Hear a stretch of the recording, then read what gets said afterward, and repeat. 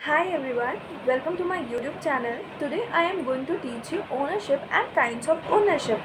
मैंने कुछ चार्ट्स बनाए हैं, उसके थ्रू मैं आपको समझाने की कोशिश करूँगी कि ये ownership and kinds of ownership क्या होता है। चलिए बढ़ते हैं उन स्लाइड्स की तरफ।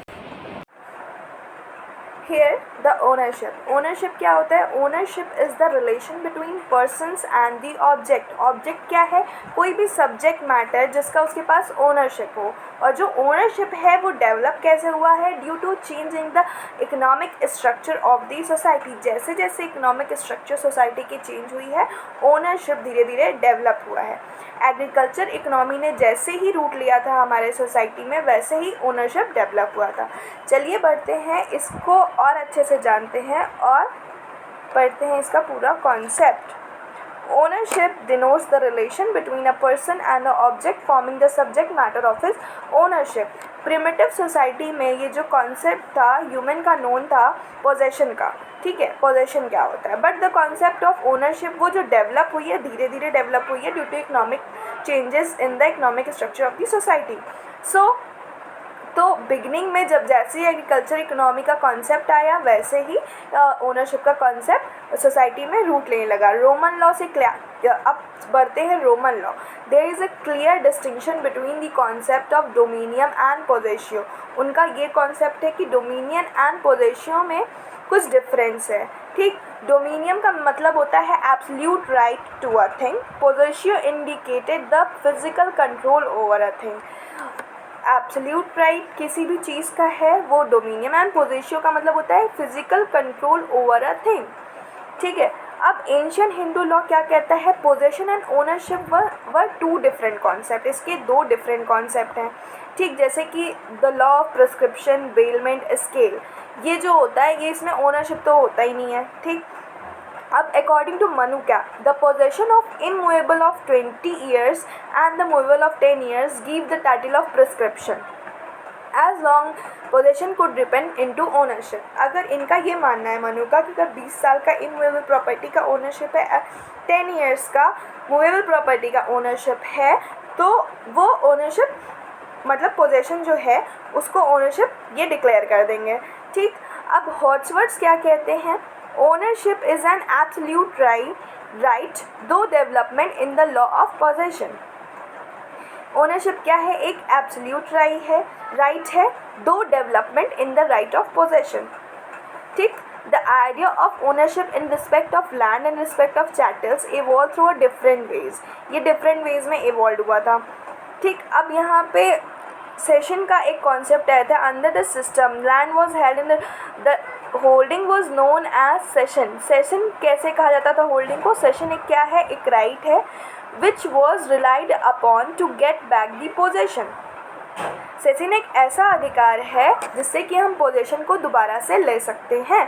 If the person was disposed, मतलब किसी पर्सन ने किसी भी लैंड को डिस्पोज कर दिया है, तो सेशन एक ऐसा अधिकार है जिसको हम उसका पोजेशन वापस से ले सकते हैं, ठीक।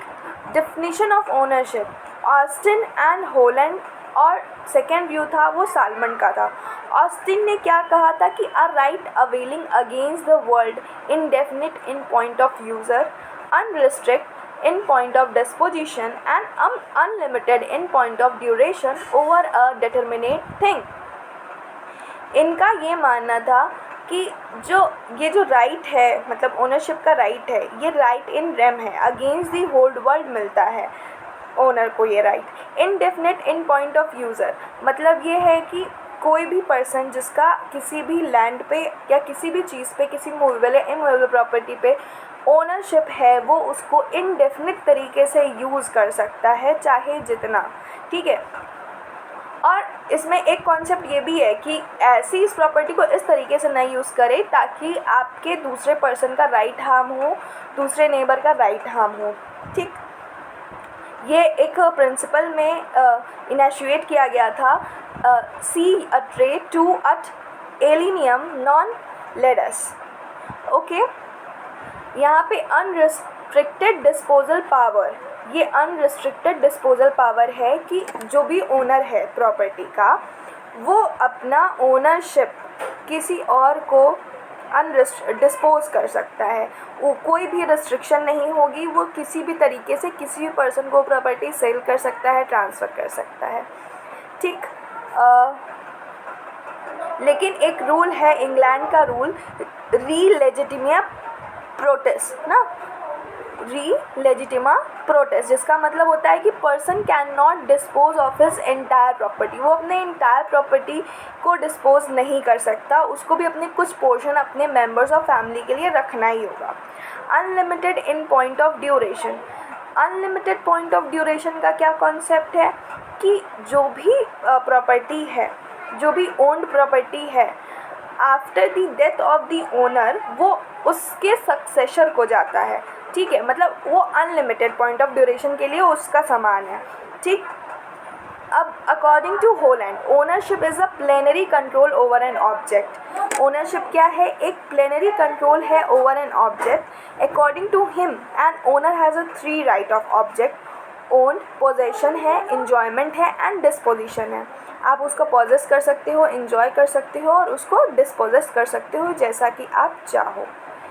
और according to Holland, right of possession is inherent of ownership. ये इनहेरेंट है ओनरशिप का, right of possession. And according to Salmond क्या है? Ownership is the most comprehensive signification denotes the relation between a person and any right that is vested in him. ये एक relationship बताता है person के बीच में और उसके अधिकारों में जो उसके अंदर निहित है। तो ये सालमन की एक कॉन्सेप्ट था। ठीक है, ये इनको ये नहीं मतलब होता है कि वेदर ये जो प्रॉपर्टी राइट है वो राइट इन रेम है या पर्सोनम है, बट ये उनकी सारी चीज़ें, वो जो राइट है वेस्टेड इन हिम है। ठीक है, अकॉर्डिंग टू कूक क्या है? The use of word ownership in the sense of relation between a person and the right would have unnecessary confusion. Ownership is a method of enjoyment which is most comprehensive than any other method. Ownership क्या है कि एक enjoyment का पूरा comprehensive right है। ठीक है, in other matter। अब ड्यूगिट क्या कहते हैं? What a person really owns is a thing, not a right. person क्या रियली ओन करते हैं, वो थिंग्स करते हैं, वो राइट को नहीं होल्ड करते उनके हिसाब से। अकॉर्डिंग टू पोलॉक ने कहा, ओनरशिप में be describe as entirely of the power of use and disposal allowed by law. इनका ये कहना है कि ओनरशिप जो भी है वो पूरा पावर है, आपके पास पूरा पावर है उसको यूज़ करने का, डिस्पोज करने का, as according to the law. ठीक है, इनका ये भी मानना है कि ownership is an exclusive right but has also pointed out one of the most important aspect of this concept, namely that the owner's right is always subject to limitation imposed by law. ठीक है, owner के पास जो पूरा exclusive right है वो एक limitation लगाई गई है लॉ के थ्रू, आप उतना ही ओन कर सकते हो, और जो लिमिटेशन इम्पोज बाय लॉ है उसके थ्रू। अब ये रेनर्स मॉडर्न थ्योरी ऑफ ओनरशिप, इन्होंने, ये एक ऑस्ट्रियन जूरिस्ट थे रेनर। ठीक है, इन्होंने ये कहा कि अकॉर्डिंग टू हिज थ्योरी एक कैपिटलिस्ट सोसाइटी में फॉर्मल लीगल कॉन्सेप्ट एग्जिस्ट नहीं कर सकती है to the real economic content. ठीक है, इनका ये कहना था कि he says that an individual who at the first provided his own tools, raw materials, labour, started production and with this he manufacture a product which he traded at a profit himself. कि individual को अगर उसको tool दे दिया जाए, raw materials दे दिया जाए, labour दे दिया जाए, वो स्टार्ट कर दे प्रोडक्शन और मैन्युफैक्चर करे कोई प्रोडक्ट, तो उसका जो प्रॉफिट होगा वो उसका खुद का होगा।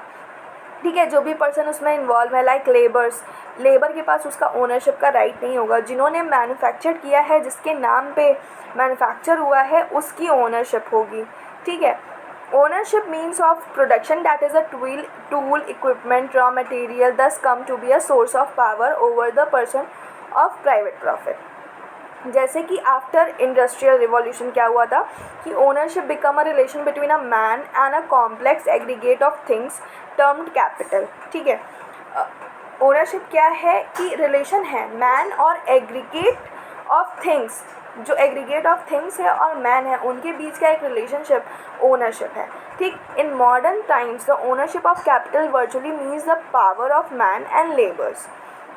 अब इसके बाद जो हम लोग को मेनली पढ़ना है incident of ownership. According to Salmond की ये डेफिनेशन में जो कैरेक्टरिस्टिक्स बताई गई कि एक ओनरशिप अगर होती है किसी व्यक्ति के पास तो उसके पास क्या क्या इंसिडेंट्स होते हैं, क्या क्या राइट्स होते हैं। राइट टू पोजेस, पूरा पोजेशन का अधिकार होता है ओनर का। The owner has right to possess the thing his own, जिस चीज़ को वो ओन करते हैं उस पर उनका पूरा अधिकार होता है पोजेशन का, ठीक है। और उनको उस पोजीशन से हटाया नहीं जा सकता in case of lease and mortgage. अगर वो मॉर्टगेज लीज के कॉन्सेप्ट है तब तो अलग चीज़ है, ठीक है। Right to use and enjoy, अब क्या है ओनर के पास क्या राइट है, राइट टू यूज़ का है, यूज़ कर सकते हैं इसको और इन्जॉय कर सकते हैं, ठीक, मैनेज कर सकते हैं प्रॉपर्टी को। राइट टू कैपिटल, तो ओनर के पास क्या अधिकार है उस चीज़ मतलब उस लैंड को या फिर उस इमूवेबल या मूवेबल प्रॉपर्टी से कैपिटल गेन करना, मतलब मनी बनाना, उसके पास ये अधिकार है। उसको राइट टू कंज्यूम का अधिकार है, right to destroy alienate the thing, ये सारे राइट्स उसके पास है। ओनरशिप का जो राइट होता है वो परपेचुअल राइट होता है, इनडेटर्मिनेट इन ड्यूरेशन होता है। परपेचुअल राइट का मतलब होता है कि परमानेंट राइट, अगर वो ओनर मर भी जाता है तो उसके सक्सेसर को वो राइट ओनरशिप ट्रांसफ़र हो जाती है, ठीक है। तो ये ओनरशिप एक परपेचुअल राइट है। रेजिडुअल राइट क्या है, ownership has residuary character, ownership के पास एक रेजिडुअरी कैरेक्टर होता है। For example, land owner give lease of his property to X and easement to Y and some other right to such profit to Z, the ownership now consist of residual rights. मतलब कि ownership कई सारे rights को hold करता है, residuary rights को hold करता है। अगर उसने किसी को पोजेशन दे दिया है या लीज पे दे दिया है, किसी को ईजमेंट का राइट दे दिया है, तो वो सारे रेजिडुअल राइट्स को होल्ड करता है ओनरशिप।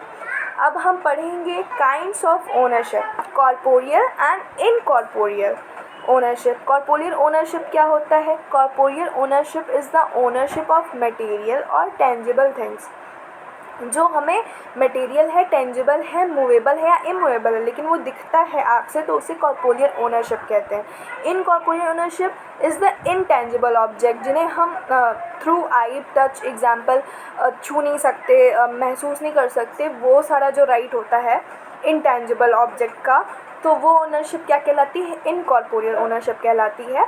और जैसे कि कॉपीराइट हो गया, पेटेंट हो गया। And the second most important kind of ownership, that is the sole ownership and the co-ownership. Sole ownership, when the ownership vested in a single person के पास अगर vested है ownership तो उसे sole ownership कहते हैं, उसके पास exclusive ownership होती है। जब 2 or more person involve in a same time और उस चीज़ में involve हैं 2 से 2 और अधिक व्यक्ति, तो वहाँ पे co-ownership exist करती है। Example of co-ownership is that कि इन अ पार्टनरशिप, ठीक है। इन को ओनरशिप जो होती है वो 2 तरीके की होती है। को ownership that is the tenant in common and joint tenancy और जॉइंट ओनरशिप। जो टेनेंट इन कॉमन होते हैं उनके डेथ पे को ओनर्स के एयर्स को उनके शेयर्स जाते हैं, बट जो जॉइंट और जॉइंट टेनेंसी होती है उनके डेथ पे क्या बोलते हैं, वो एयर्स को कोई भी शेयर्स नहीं मिलते हैं। फिर इसके बाद है ट्रस्ट एंड बेनिफिशियल ओनरशिप, जहाँ पे property held by a person, जो भी जितने भी पर्सन मिलके एक प्रॉपर्टी को होल्ड करते हैं उनका देख रेख करते हैं, उन्हें ट्रस्टी करते हैं। Who accept the confidence actually, that is known as trustee, and the person who in whose benefit the confidence is accepted, that is called the beneficiary. तो ट्रस्ट वहाँ क्रिएट होती है जहाँ पे कई सारे व्यक्ति मिलके एक ऑब्लिगेशन एनेक्स करते हैं उस ओनरशिप का, तो उसको होल्ड करते हैं। तो जो ट्रस्टी के पास जो ओनरशिप का राइट होता है उसे ट्रस्ट ओनरशिप कहते हैं, एंड द बेनिफिशियरी जो होल्ड करता है ओनरशिप का राइट उसे बेनिफिशियल ओनरशिप कहते हैं। एंड जो ट्रस्टी होता है वो नॉमिनल ओनर होता है and the beneficiary is the real owner. Now the term legal and equitable ownership. Legal and equitable ownership is recognized in English law, but in India there is a no such division, ठीक है। क्या होता है, sometimes one person may be a legal owner, another is the equitable owner of the same thing on a same time. For example, when a debt is verbally annexed by assigned by A to B, A remains the legal owner and B becomes the equitable owner of the it. जैसे कि मान लीजिए example में ए ने assign किया है डेप्ट B को, तो जो बी होगा उसका इक्विटेबल ओनर होगा, जो ए होगा उसका लीगल ओनर होगा। Now coming towards the vested and contingent owner. Vested and contingent ownership, vested is said to when the ownership is to vested when already titles is perfect. जब title जो होगी वो आपकी perfect होगी और property own absolutely होगी तो वहाँ वेस्टेड ओनरशिप होगी। लेकिन कंटीजेंट ओनरशिप वहाँ होती है जहाँ प्रॉपर्टी ओन कंडीशनली। अगर कोई भी प्रॉपर्टी ओन की जा रही है वो किसी कंडीशन के साथ है, उसमें कंडीशन इन्वॉल्व है, जब वो कंडीशन फुलफिल्ड हो जाएगा तब वो वेस्टेड बन जाएगा। लेकिन अगर कंडीशन इन्वॉल्व है तो वो कंटीजेंट ओनरशिप है। ठीक है, जैसे कि अगर ये बोला जाए कि A for a life then B married to C, be interest in such that it cannot take place as soon as A dies because there is a condition which B is to fulfill that he must marry C।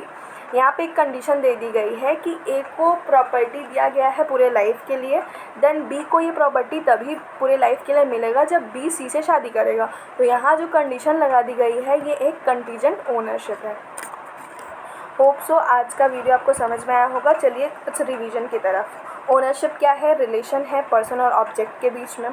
ये कैसे develop हुआ? Due to change in the economic structure of the society. ये कब develop हुआ? धीरे धीरे जब agriculture economy ने अराइज हुआ यहाँ पे, तो ओनरशिप ने रूट लिया सोसाइटी में। रोमन लॉ ने दो कॉन्सेप्ट बताया था, डोमिनियम एंड पोजेशियो। डोमिनियम का मतलब होता है absolute right to a thing and possession का मतलब होता है physical control over the thing. Austin ने 3 तरीके की बताई थी, डिफाइन किया था। Indefinite in point of user, unrestricted in point of disposition and unlimited in point of duration. Unlimited in point of duration. Next slide में क्या है? According to Holland, ownership is a plenary control over an object. Owner has 3 right: possession, enjoyment and disposition. According to Salmon, relation between a person and any right that is vested in him. According to Pollock, ownership may be described as the entirety of power of use and disposal allowed by law. Now the Renner's theory of modern ownership. Renner's theory of modern ownership, इन्होंने ये बताया था कि अगर किसी को raw material और tools और लेबर दे दिया जाए और उसके नाम पे कोई भी चीज़ मैन्युफैक्चर हो रही है, तो जो ओनर होगा वो उसका मालिक होगा, ना कि उसके लेबर्स होंगे। ये उनका एक कॉन्सेप्ट था। इंसिडेंट ऑफ ओनरशिप क्या है? According to Salmond, right to possess, right to use and enjoy, right to capital, perpetual right and residual right. Kinds of ownership like corporeal and incorporeal ownership, sole and co-ownership, trust and beneficial ownership, legal and equitable ownership, vested and contingent ownership।